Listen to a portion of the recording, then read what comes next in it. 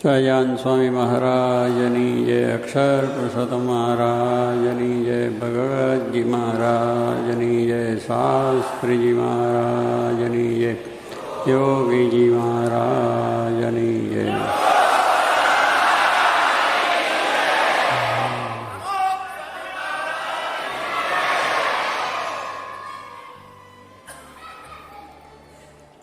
કીર્તન આપણે સાંભળ્યું કે કાયામાંથી હંસલો ઉડી જવાનો છે.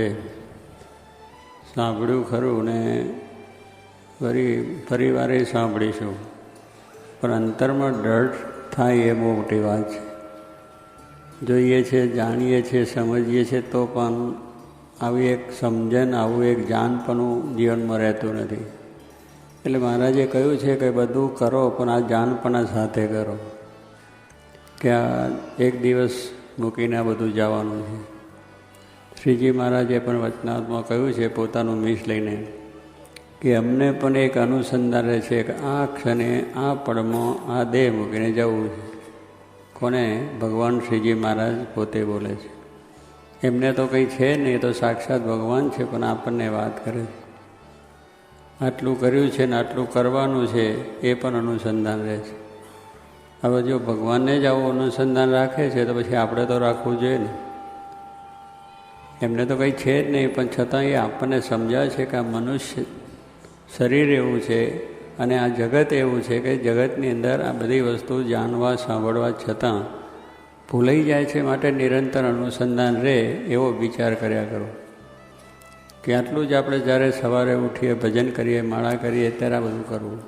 સાંજે સૂતી ઘડીએ પણ આ વિચાર આપણે કરવાનો છે. એટલે એ આપણને એક જાનપણું રહે, ભૂલી ન જવાય. ત્યારે સંસાર ચક્ર એવું છે કે બધું ભૂલી જવાય છે. આ કથા વાર્તા શબ્દો સાંભળીએ છીએ પણ શબ્દો પકડાતા નથી. બીજા જગતના શબ્દો પકડવા વાંધો નહીં. સિનેમા હોય, નાટક હોય, ભવૈયા રમવા આવ્યા હોય તો ભવૈયા રમ્યા હોય ને એની અંદર જે કંઈ એમને નાચગાન બધું કર્યું હોય ને એની આપણે વાતો છે તે મોડે રહી જાય અને એક મહિના સુધી એનો ફેરાવો ચડી જાય. એટલે જગતની વાતને જીવમાં ડર થતાં વાર લાગતી નથી. ભગવાનની વાત છે, આવું જે જ્ઞાનની વાત છે, સમજણની વાત છે, એમાં વાર લાગે છે. અને એટલા માટે જ આ વારંવાર કહેવું પડે છે. ભગત અમેરિકા જાય એટલે ભૂલી જવાનું બધું, પાછું એના ચક્કરમાં ચડી જવાનું. થાય કે ન થાય?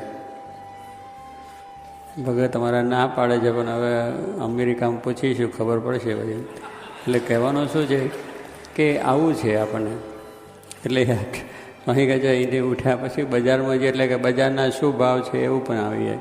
કરવું, બજારના ભાવે પૂછવા, ધંધા છે તે એક બે કરવા, અમેરિકા પણ જવું, આ બધું છે. પણ એક દિવસ પ્રકૃતિ પુરુષમાં બધો પ્રલય છે. એ પછી સુરતે નથી ને અમેરિકા પણ નથી, લંડન ને યુરોપ ને કાંઈ છે નહીં. કારણ કે આમાંથી હંસલો ચાલી ગયો પછી શું છે કંઈ? આમાંથી એક તત્વ ચાલી ગયું છે પછી તો કશું છે નહીં. આ બધું દેખાય છે એમાં કશું દેખાવું નથી. એ બધું જ મૂકી દેવાની વાત છે, કશું સાથે આવતું નથી.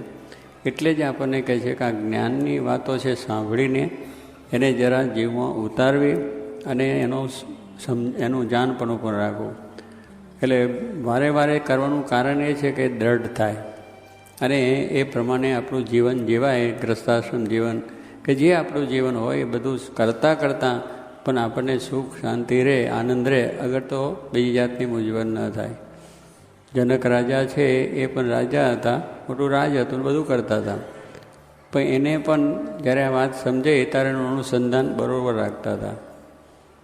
એ રાજા હતા, રાજ કરતા, બધું કોઈને દંડ કરે, શિક્ષા કરે, રાજની આવકો છે, વ્યવસ્થા છે, બધું પોતે કરતા હતા.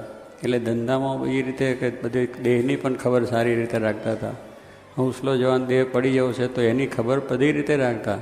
કારણ કે શરીર કરીને ભગવાન ભજાય છે એટલે એની પણ આપણે ખબર રાખવી. પણ આ એક વખત આ શરીર નાશ છે અને પડીને ભસ્મીભૂત થવાનું છે, હકીકતો છે. એની સાથે આપણે જે બધું ઉત્પાદન કર્યું છે, જે કંઈ આ બધી મિલકતો કહેવાય છે, એ પણ ભસ્મીભૂત થયું. આ જગત જેને જોઈએ છે, જેમાં આનંદ આવે છે, એ પણ ભસ્મીભૂત છે.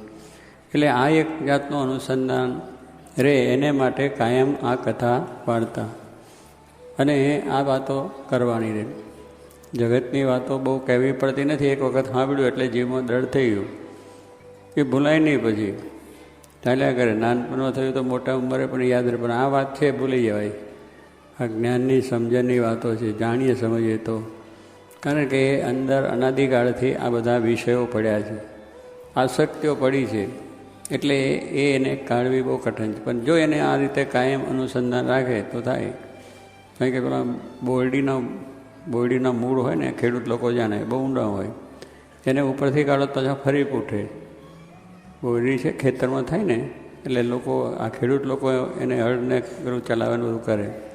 પણ જો ઉપરથી નીકળી જાય પણ પાછું અંદર એનું મૂળ અંદર રહી ગયું ને મૂળ, એ પાછું ફૂટીને તૈયાર થાય. એમ આપણે પણ આ ઉપરથી વાતો સાંભળીએ પણ પેલું અંદરથી પાછું રહી જાય, એ પાછું ફૂટીને થાય. જ્યારે યોગ આવે ને પાછો ત્યારે પાછું આવી જાય, ચાલો ત્યારે જરા જલસો કરી લઈએ, જરા પાર્ટીમાં જઈએ, જરા આનંદ કરી લે, એવું ફૂટી જાય.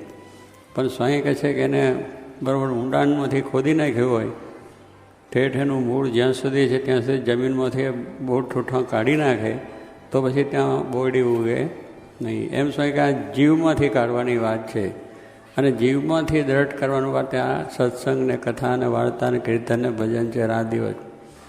રાત દિવસ એની એ વાત કરવી પડે સારે, વાત તો એની એ જ છે, પણ એની એ જ વાત સ્વામી કે દ્રઢ કરવાની.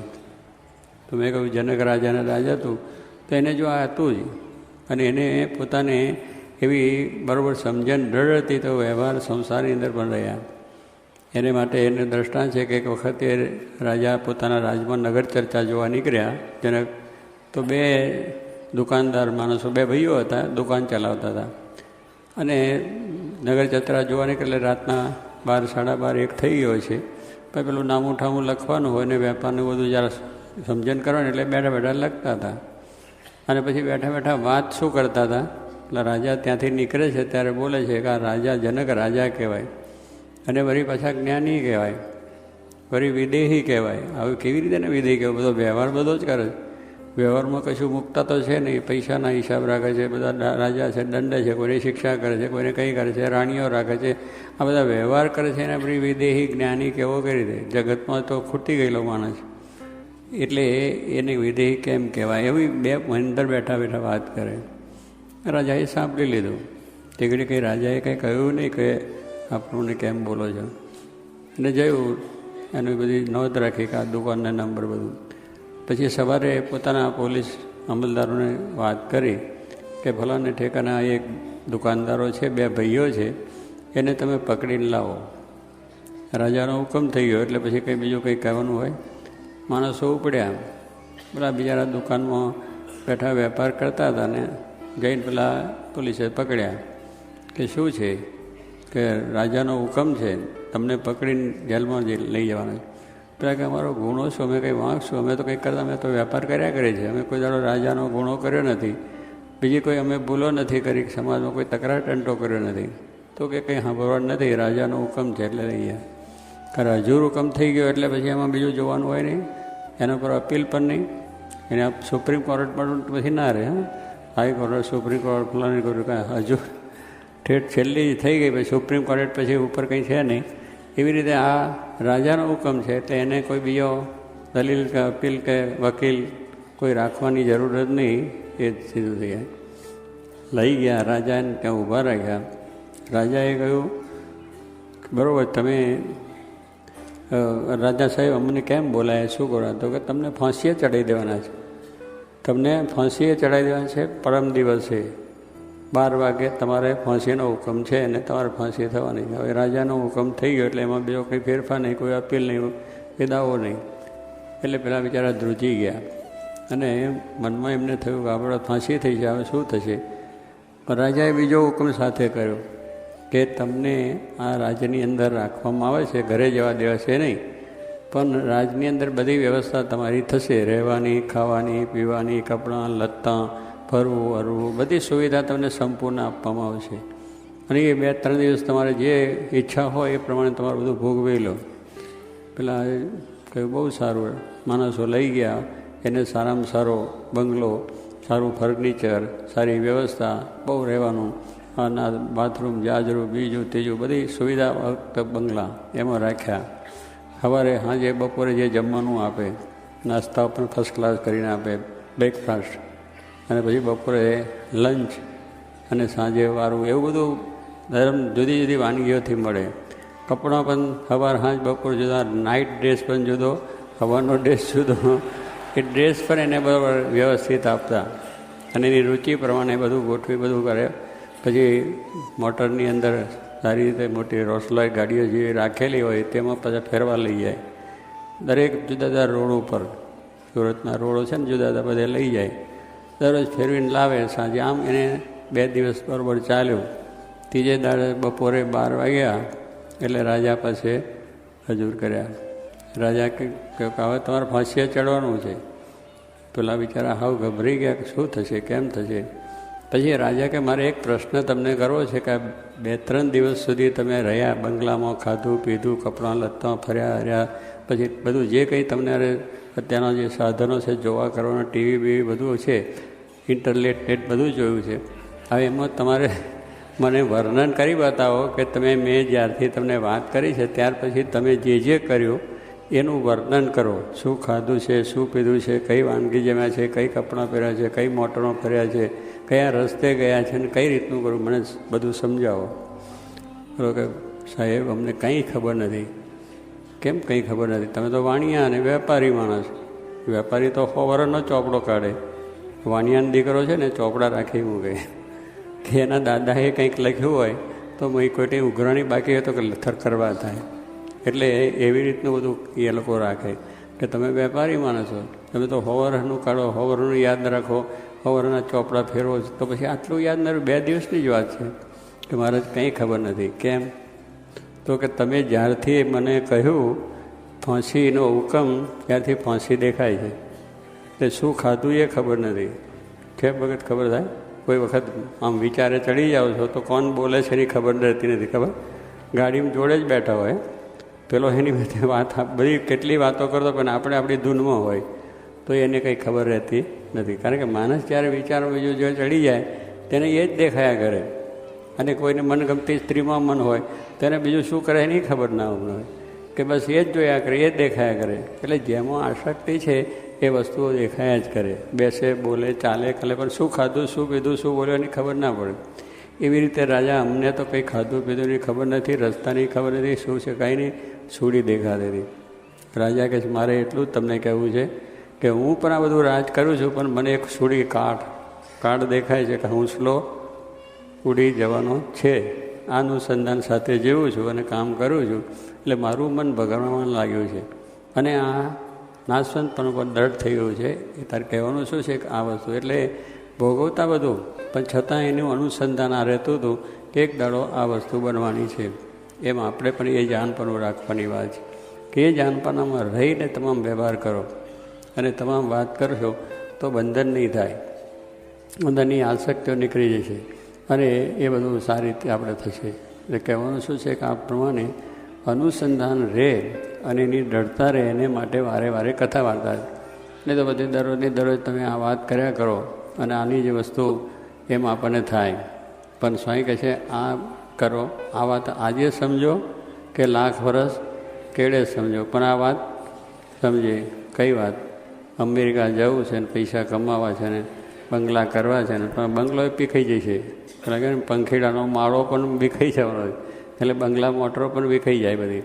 એટલે એ વિચાર આપણને ભાઈ એ બધા મૂકી દેવાના, એ કશો વિચાર નથી. વિચાર આ સ્વામી કહ્યું કે આ ક્ષણે આ સમયે આ બધું મૂકીને જવું છે માટે ભગવાન ભજી લેવા, ભગવાન ભજી લેવાની વાત. સવાર સાંજ જે ટાઈમ મળે એનું અનુસાર નવરા થયા કે ભગવાનની વાત, નવરા બેઠા કે માળાની વાત, મંદિરની વાત, સત્સંગની વાત, રવિવારની સભાની વાત. નવરા થયા એટલે આ જ વિચાર આપણે હોવો જોઈએ. વેપાર કરવો ન કરવો. શિવલાલ શેઠ બહુ મોટા વેપારી હતા, બોટાના વેપારી બધો કરતા હતા, પણ વેપારી ગ્રાહક આવે તો વાત સમજાવી દે, પણ પછી ટાઈમ મળ્યો તો પછી ચોપડો લઈને બે વચનાવત કાઢે, બીજું કાઢે, વાંચે. હવે ગ્રાહકને સમજાવે, એને સત્સંગ કરાવે. એટલે આપણે પણ હવે વેપારી આવ્યો હોય, આપણો જે કંઈ માલ લેવા માટે આવ્યો, અગર આપણે માલ વેચવાનો હોય તો એ અવરહવર આવે તો એને કંઈ 2 શબ્દો કહીએ તો એનું કામ થઈ જાય, એને સત્સંગ લાગી જાય, તો સેવા થઈ જાય, તો આપણે એટલે શું કે નવરાઈએ તો ભગવાનની વાત કરવી. એટલે એ રીતે થઈ. અમારા મગનભાઈ આફ્રિકાવાળા હતા, સ્ટેશન માસ્ટર હતા, રેલવેના મોટા સ્ટેશન માસ્ટર આફ્રિકામાં. તે બધા રોજ એ પ્રમાણે પોતાનું માસ્ટરનું કામ તો કરે, પણ ગાડી આવે અને એ બધા ત્યાં આગળ કામ કરનારા બધા હોય, સાંધાવાળા હોય, તેને પણ વાત કરે. પછી ગાડી આવે એમાં ટીટી આવ્યો તો ટીટીને પણ વાત કરે. ઓફિસમાં તો આવે ને, હવે 5-10 મિનિટ ગાડી તો રોકાવાની હોય, પણ એની અંદર જે આવ્યો એને એ 2 વાત કરી લે. અને ગાર્ડ આવે તો ગાર્ડને પણ વાત કરે, એન્જિનવાળો તો એન્જિને વાત કરે. પણ એ વાત કરે ને પછી પોતા પેલો આપે એનું ક્લેપલેટ, એટલે ગાડી પછી ઉપડે. પણ કહેવું એ થોડા સમયમાં પણ કઈ માણસ મળી જાય તો એને આ વાત કરી દેવી, કે આ વાત સમજાવી દેવું કે ભગવાન જેવી વસ્તુ મને મળી છે તો મારે એને સમજાવવું, એનું સારું કરવું, એવું એક અનુસંધાન. કામ કરતાં કરતાં પણ એનું અનુસંધાન. અને કોઈ વેપારીને વેગન ભરવાનું હોય તો આવે કે બહુ સારું, તારે વેગન આજે ભરવું છે કે અઠવાડિયા પછી? એ કહે છે કે ટાઈમ નથી તો પછી ઘરે જાય. પણ જો આજે જ ભરવું હોય ને તો પછી બસ મારી 1 કલાક વાત સાંભળ. 1 કલાક વાત સાંભળ. પહેલાં તો ઘર જ તો છે, માલ આજે રવાના કરવો. 1 કલાક વાત કરે, જ્ઞાનની સમજે નહીં, અને પછી વેગન તરત તે દાડે મળી જાય ને તે દાડે ત્યારે રવાના થઈએ. એટલે આવો આગ્રહ કહેવાનું શું, જ્યારે વાત સમજાય છે એને કહે તો બધું બધા દારૂ બારૂ બધું એવું જ કરતા હતા. પણ હનુમાનભાઈથી સત્સંગ થયો ને સાસરીમાની કૃપા થઈ, એવો સત્સંગ થયો કે રાતે કથા કરવા વારું કરીને બેસે, સવારે જ દાંતન કરવા ઉઠે. એટલી બધી કથા વાર્તાને બધા હરિભક્તો પણ એટલા બધા કેટલા માણસોને સત્સંગ થયો એમના થકી એવા જબરજસ્ત થઈ ગયા. એટલે કેવું આમ વ્યવહારમાં છતાં પણ એમને જે વાત મળી છે એનું અનુસંધાન. આપણે બહુ વ્યવહાર પ્રધાન છે, એટલે વ્યવહારની અંદર ગૂંચાઈ જઈએ છીએ. આને તે ભલે વ્યવહાર તો કરો, તેમાં ગૂંચાણ છે. વ્યવહારની સત્સંગ પ્રધાન, ભગવાન પ્રધાન. તો સત્સંગની જ્યારે મળે થાય, રસ્તામાં મળે, બીજે મળે, ત્રીજે મળે. હવે રસ્તામાં જતા હોય તો એ પણ ભગવાનની વાત થઈ શકે છે. આપણે તો અત્યારે તો કેસેટો થઈ જાય, ભજન સંભળાય, કંઈ પ્રવચન સંભળાય, પછી વાત પોતાની સાથે પુસ્તક હોય તો થઈ જાય, બીજાને કોઈ સાથે હોય તો વાત થાય. સગાવાલા આવ્યા હોય તો એને મંદિરમાં લાવીએ તો ના, સગાવાલા આવ્યા એટલે મારાથી નહીં અવાય. કેને કેમ એની જોડે ના રહે તો ખોટું લાગે, પણ આ ભગવાનને ખોટું નહીં લાગે? તને જન્મ આપ્યો, પૈસા આપ્યા, બુદ્ધિ આપી, શક્તિ આપી, એને ખોટું નહીં લાગે? પણ સગાને ખોટું લાગે, એને આવો ને સત્સંગ કરાવો, એને કરાવો બધા હગાવાલાને. કારણ અહીંયા સારું છે, દર્શન થાય, સત્સંગ થાય, એમ કરતાં કરતાં એને પણ થાય. એટલે જો જીવો ડરતા હોય તો આ વિચારો આપણને હંમેશને માટે રહે અને આપણું કાર્ય જલ્દું થઈ જાય છે. એટલે સ્વામી આપણને એ જ છે કે આ ધ્યાનપણું રાખો અને એ રાખીને વ્યવહાર પણ કરો, બધું થઈ. ત્યારે એ પ્રમાણે મોટા મોટા ભક્તો સંતો છે, એમને આ જીવનમાં બરોબર દૃઢ રાખ્યું તો એ રીતે એ મુક્તો થઈ ગયા અને મહારાજની સેવામાં બેસી ગયા અને સુખ્યા થયા છે. આપણે પણ એ માર્ગે જવું જ છે. આપણે એટલા માટે અહીંયા ભેગા થઈએ છીએ. તમે અત્યારે કામકાજ બધું મૂકીને આવો છો, એનું કારણ શું છે કે આમાંથી આપણને આ વાત જો હાથમાં બરોબર દૃઢ થઈ જાય તો આપણું પણ કામ થઈ જાય. એવી તમને જિજ્ઞાસા છે, એવી તમારી મુમુક્ષુતા છે, એવો તમને ખપ છે, એટલે અહીં આવીને બેસો છો. અત્યારે તો બધું ઘણી ચારે બાજુ ફરવાનું હોય, એને પૂછવું ભજ્યાનું લારીઓમાં ફરતા હોય ને કાં ટીવી જોતા હોય ને બધું થાય. એનું બધું મૂકવાનું કારણ શું છે કે આપણને કંઈક આમાંથી આપણો લાભ થઈ જાય. આ લોકનો લાભ થાય ને પરલોકનો બેય થાય. સત્સંગ પ્રધાન હશે, ભગવાન પ્રધાન હશે તો આ લોકનું કામ થશે અને કંઈ બગડવા નથી. ભગવાન ભજવાથી કોઈનું બગડ્યું નથી, વ્યવહારે બગડ્યો નથી, ધંધોય બગડ્યો નથી, ખેતી બગડી નથી. ભગવાન બધું સંભાળે છે. એટલે એવી દ્રઢતાથી જો કરીએ તો વાંધો નથી આવતો. તો આનું સંધાન હંમેશા રાખીને આપણે કરવું અને વાત અને આવી જે દ્રઢ થઈ જાય અને જીવમાંથી જગત નીકળી જાય ને ભગવાન પ્રદાન થાય. શું થાય? શું નીકળે? અમેરિકા નીકળી જાય અને મહારાજ શ્રીજી મહારાજે જોગી મહારાજ પ્રધાન થઈ જાય. અને એ આ બધી વાતો કરીને કરવાનું એ છે. આ જ સમજો કે લાખ વર્ષ કેળે સમજો, પણ આ વાત સમજે છૂટકો છે. સહજાનંદ સ્વામી મહારાજની